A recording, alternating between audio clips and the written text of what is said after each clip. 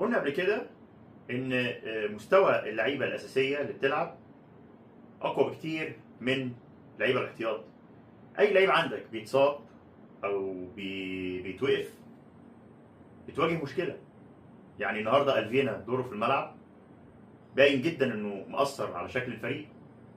معالي مش في نفس المستوى، كواليتي مختلف تماما. الفينا مأثر في اداء نادي الزمالك في الجبهه اليمنى، وكذلك دونجا لما طلع ونزل مكانه حمدي بيلعب 8 مش 6، فالادوار مختلفه.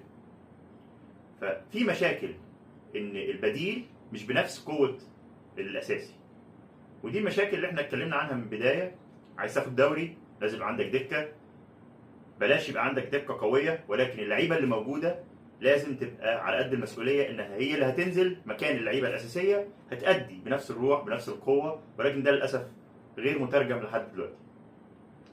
شابوه لناصر ماهر، لعيب مستواه ثابت، بياخد ثقه ماتش عن التاني. الحريه اللي بيلعب بيها هي دي الطريقه اللي بيحبها. ناصر ماهر بيلعب بحريه تحت رؤوس الحربه وتحت الجناحات، ما تفهملوش، تلاقيه مره يمين مره شمال، ما تفهمش، ما تلاقولوش ماسكه في الملعب، غير انه عنده مهارته. هو عامل ثنائيات كتير مع فتوح، مع الفينا، مع السعيد. ترس مهم جدا في منظومه نادي الزمالك الهجوميه. الزمالك راح للجونه ب7 فرص حقيقيه خطيره، جاب منها هدف.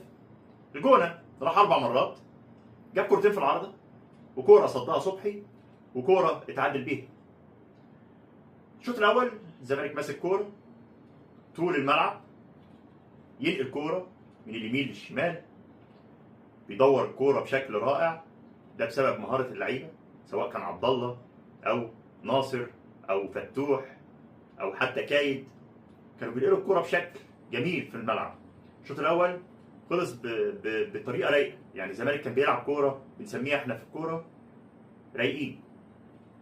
ولكن الشوط الثاني اول ما نزل نادي الزمالك نسيوا اللي حصل في الشوط الاول تماما.